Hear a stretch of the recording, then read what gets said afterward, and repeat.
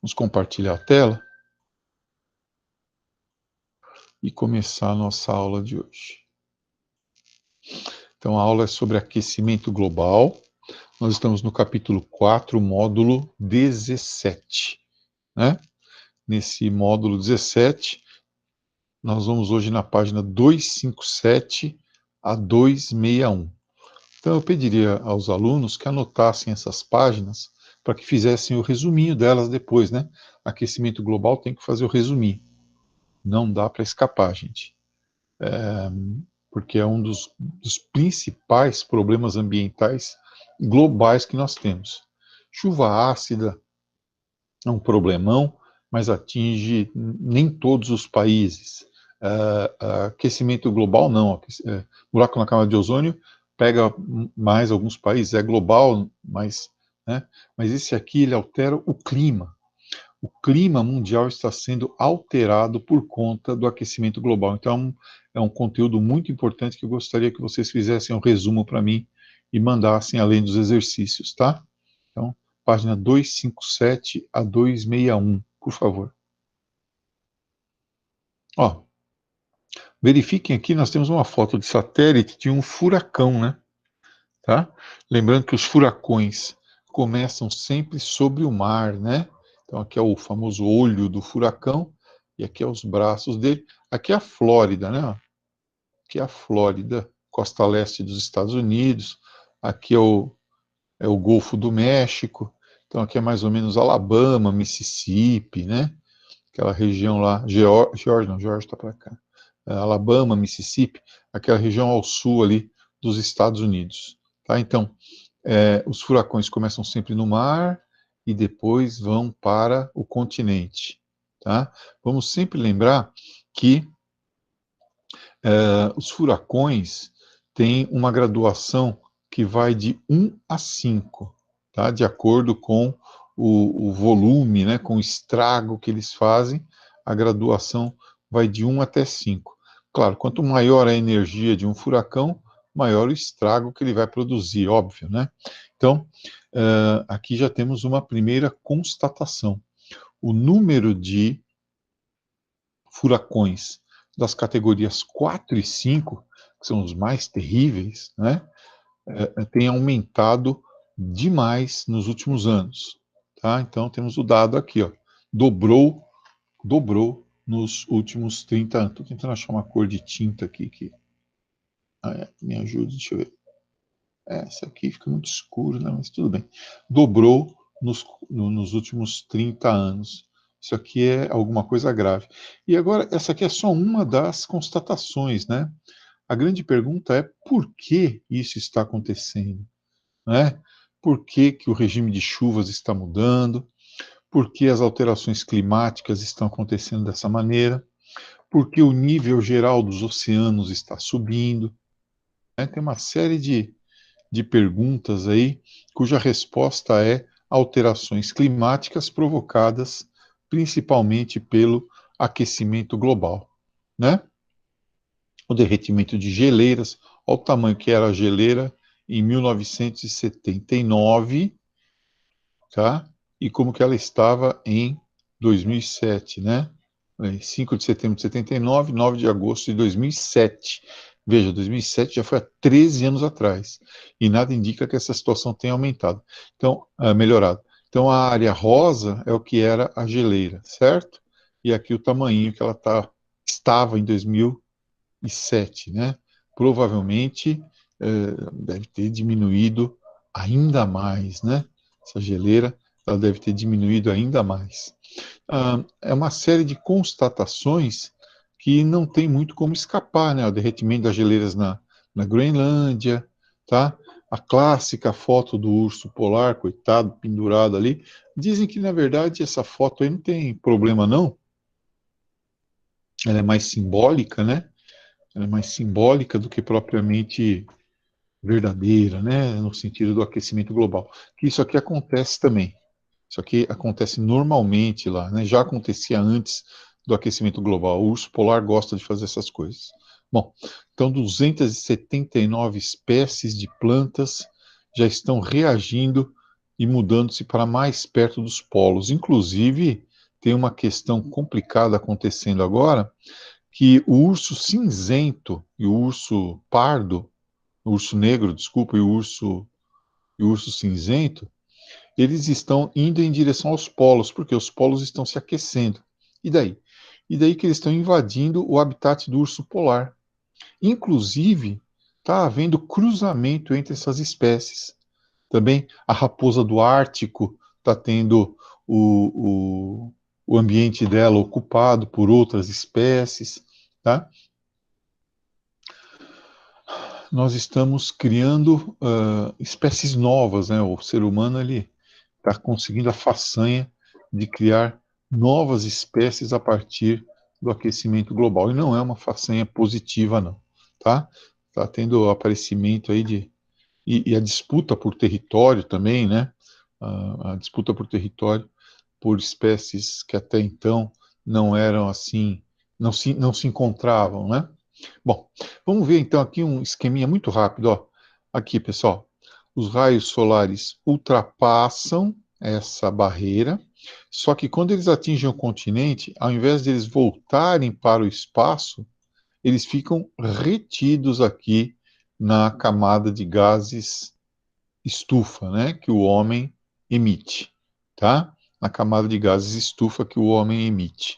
Quais são os gases estufa? Basicamente, o CO2, né, o dióxido de carbono, emitido principalmente por três grandes fontes, tá? As termoelétricas, movidas a combustíveis fósseis, o carvão e o petróleo principalmente, as emissões de carros, né, o gás que sai dos veículos, e as queimadas, né, as queimadas. Por outro lado, tem uma outra fonte que são os gases digestivos dos bovinos. E não é pouca coisa, é bastante, né? Então, eles emitem muito metano também, certo? Aqui o Feltri, né, que é o... Eu tirei isso aqui de um livrinho de química, né? Ó, tá aqui, de um livro de química. O Feltri, ele nos fala sobre a passagem e o CO2, né? E o bloqueio aqui no CO2. Ó, 70% da luz absorvida esquenta a superfície. O calor é emitido na forma de luz infravermelha. E os gases são uma barreira para a luz infravermelha. Bloqueada, ela se espalha e aquece o meio ambiente, tá? Só 30% é que está voltando agora para o espaço. Na atmosfera, o dióxido de carbono impede a passagem de parte do calor do Sol que a Terra tenta devolver ao espaço como luz infravermelha. Uma parte desse calor retorna à superfície e acaba ficando na atmosfera, produzindo então esse efeito, né, que é o aquecimento global. Então tá aqui, ó, os grandes emissores, né, gases das indústrias e das usinas termoelétricas, que são aquelas que utilizam combustíveis fósseis para gerar calor e, a partir do calor, gerar energia, né? Então, repito, hein? São as geradoras de energia com carvão mineral,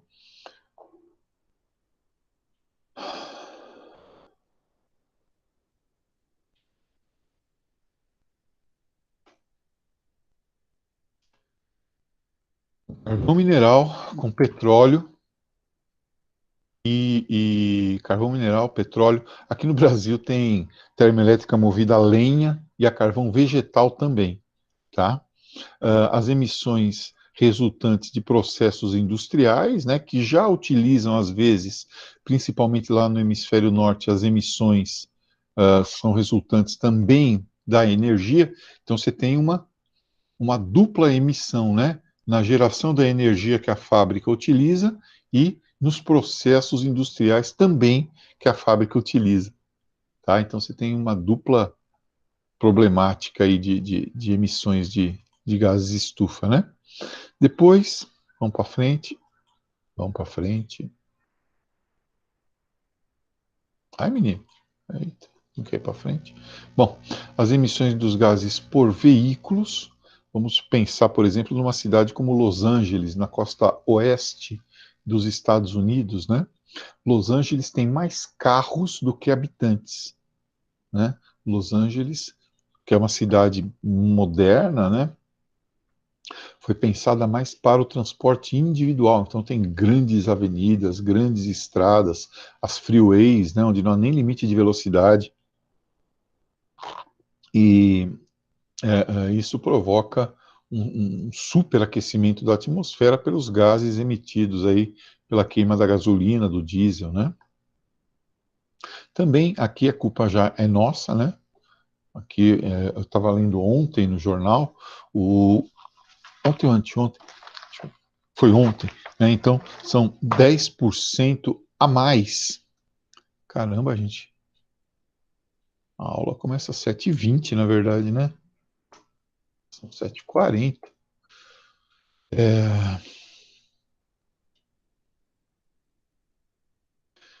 eu ia falando, o Pantanal e as emissões do Brasil aumentaram em 10% esse ano, né? Em função das grandes queimadas no Pantanal e na floresta amazônica. Eu acho que agora, com a eleição de Joe Biden, a pauta ambiental vai ganhar destaque lá nos Estados Unidos e também no resto do mundo, né? O problema é que o Brasil vai virar meio que o vilão do mundo agora, né? Por conta dessa questão ambiental, né? Bem, e finalmente a questão aí a questão dos gases digestivos dos bovinos, né? Principalmente o metano, tá? São as chamadas emissões bovinas, né? As chamadas emissões bovinas. Segundo a ONU, as emissões bovinas são mais perigosas do que o CO2, né? E aqui uma brincadeira, claro, né? Criar um catalisador bovino, que nem tem nos carros, só que ligado a uma outra parte da anatomia do bicho. Bom, aqui cenas de queimadas, né? Você imagina que você mora nessa casinha aqui, ó. Já pensou? Aí você vê essa nuvenzinha se aproximando de você. Meu Deus do céu, acho que você imagina que é o fim do mundo, né? O problema é que é o próprio homem que provoca isso. Aqui nós temos uma geleira, quer ver? Ó? Olha o tamanho dessa geleira aqui e olha o tamanho dela aqui, ó.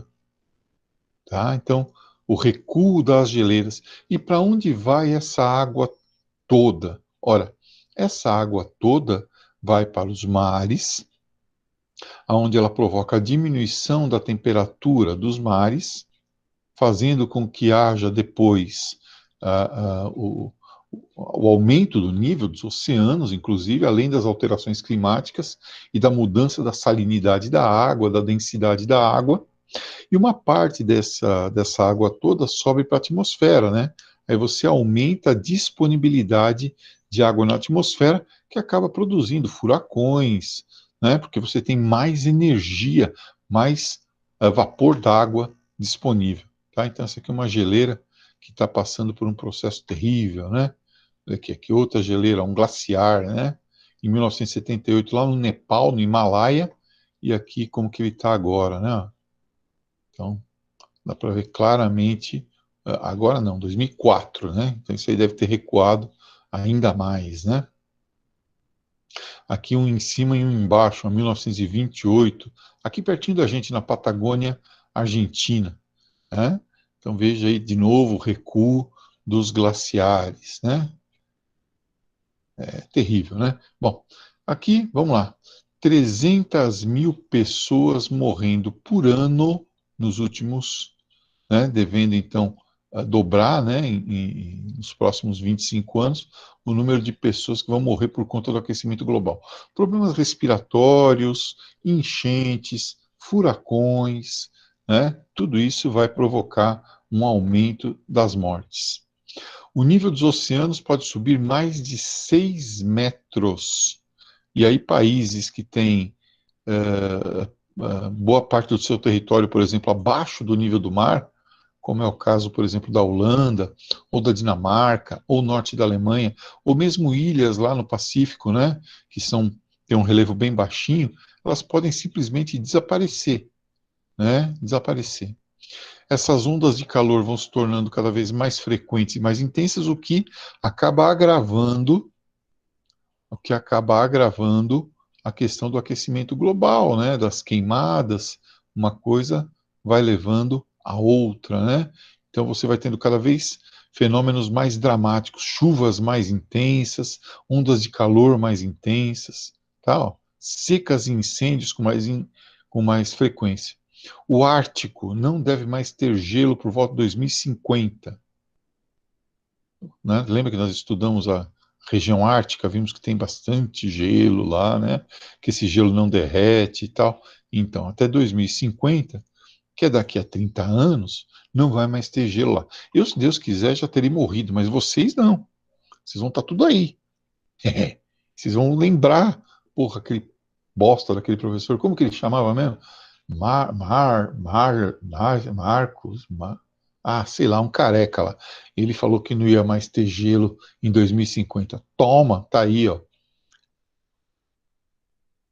E 1 milhão de espécies extintas, né, considerando aves, peixes, insetos, mamíferos, tá?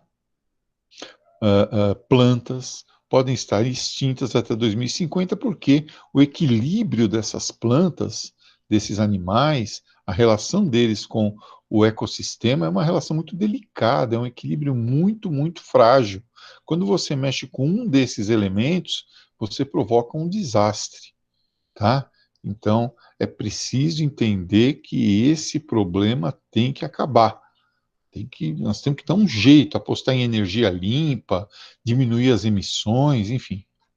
Não dá para ser desse jeito, tá? Medidas que a gente pode tomar. Ó, primeiro, ó, vamos ver algumas medidas práticas, pequenas, que a gente pode tomar para diminuir o aquecimento global. Uma lâmpada incandescente, quase não se usa mais, graças a Deus, por uma fluorescente. Economiza 60 quilos de CO2, de dióxido de carbono, por ano. Então, são 60 quilos a menos de gás carbônico emitido por ano. Tá? Então, no lugar daquela lâmpada quente que você tinha na sua casa, né, a maior parte das pessoas já não tem mais, hoje em dia são lâmpadas de LED, lâmpada disso, lâmpada daquilo, já está fazendo a gente economizar 60 quilos de CO2. Como, professor? A emissão de energia menor, né?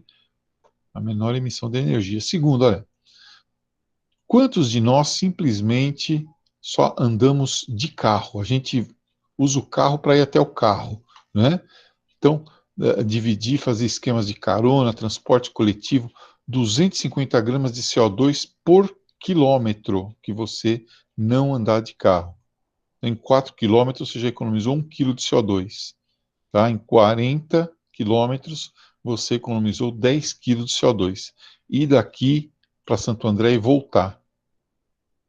Se você for de trem ao invés de carro, né, você consegue fazer esta economia. Outra medida, 900 quilos, olha isso, pessoal, quase uma tonelada, né, de CO2 não emitido por conta apenas de você reciclar metade do seu lixo, fazer coleta seletiva em casa, separar o lixo orgânico do lixo inorgânico, né? Entregar o lixo inorgânico nos ecopontos, tá? Ou, pelo menos, deixa separado na porta da sua casa ou num local de circulação maior. Parece que ano que vem nós vamos ter mais ecopontos aqui em Ribeirão, né? Lugares para entregar isso, ou aguardar que haja um processo de coleta seletiva, mas de qualquer jeito, né? Nós temos que trabalhar com isso. O lixo orgânico até tudo bem, nós não temos tempo de compostar o nosso lixo, né? Fazer o nosso lixo perder os contaminantes, o lixo orgânico, fazê-lo perder os contaminantes e, por outro lado, fazer adubo com ele, etc. É muito para nossa cabeça, e fazer uma hortinha no fundo da casa, né? Uma horta de caixote, alguma coisa assim. Mas digamos que a gente não queira fazer isso. Pelo menos você já vai diminuir, né, a lata, o vidro, o plástico, tá? Então você já vai diminuir bastante. Metade do seu lixo doméstico economiza em média 900 quilos, quase uma tonelada de CO2 emitido por ano. Tá? Então nós podemos sim atuar nesse sentido, né? Verificar se o pneu está calibrado, porque carro com pneu não calibrado consome mais combustível, né? E é tão simples, dar aquela paradinha no posto, ah, pedir às vezes, né, para o frentista olhar, você não quer sujar sua mão, eu mesmo. Falou, ô, irmão, dá uma olhadinha na calibração dos pneus aí para mim, porra.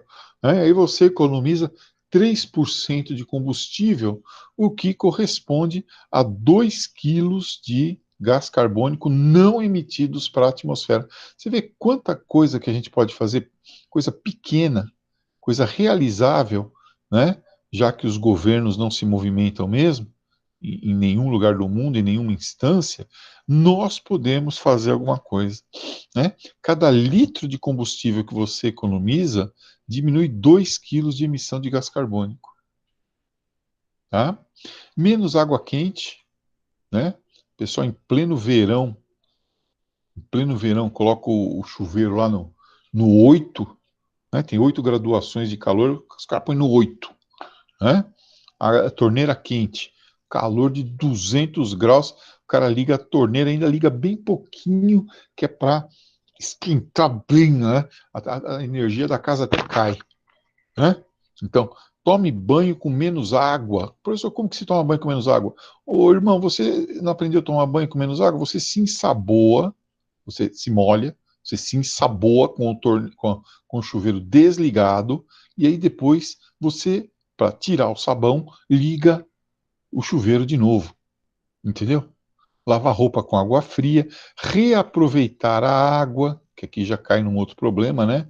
Reaproveitar a água, a água da máquina de lavar, para lavar quintal, né? Limpar sujeira de cachorro, tá? Então você tem essa condição, né?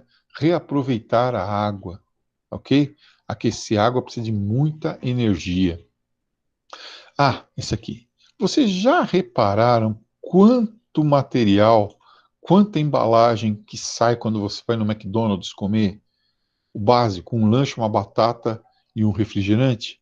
É copo, tampa, canudo, saco, caixa, saquinho de ketchup, que mais? Toalhinha de papel, tá? Você pode economizar, então, 45 quilos de CO2 se você diminuir em apenas 10% o uso de embalagens. Olha, tá? 10% apenas de economia produz uma redução de 45 quilos de emissão de CO2. Né? Plantar árvores, né? Claro, até porque a árvore também ela absorve calor, ela absorve CO2, 1 tonelada de CO2, tá?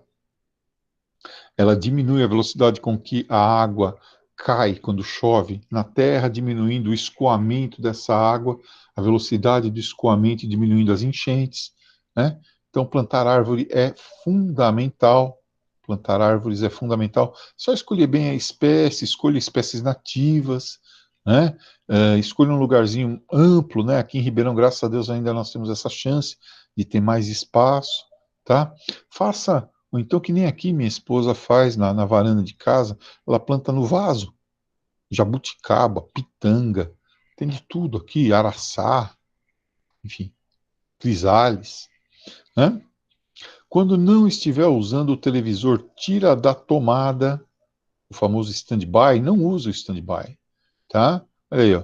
Quando você, porque ele está puxando energia. Agora você multiplica isso por bilhões de pessoas, naturalmente, se todo mundo fizer isso, você diminui as emissões de gás carbônico, tá? Então, são medidas simples que vão contribuir para a redução das emissões, a redução do aquecimento global e a redução das alterações climáticas, tá? Pessoal, vou pôr de novo aqui, ó, a paginazinha que eu gostaria que vocês fizessem o resumo, né? Deixa eu pôr aqui para a gente olhar para ela. Ó, Eu já falei, mas vou falar de novo. Então, da página 257 a 261, eu gostaria que vocês fizessem o resumo de hoje para amanhã. São 4 páginas, né? Acho que dá tempo. 4 páginas, dá tempo para fazer agora. São 10 para as 8, tá? O que mais que eu queria falar? Ah, e os exercícios. Exercícios de aquecimento global são os exercícios que estão com o número 3. Nós vamos corrigir amanhã. Então, atividade 3, rumo ao ensino médio 3 e em casa 3. Tá bom? Alguma pergunta, pessoal? Alguma dúvida que vocês gostariam de esclarecer? Por Uma coisa enquanto, que vocês gostariam de dizer? acho que não.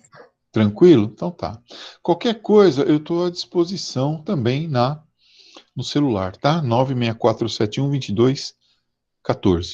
Tchauzinho, então, e até amanhã. Até amanhã.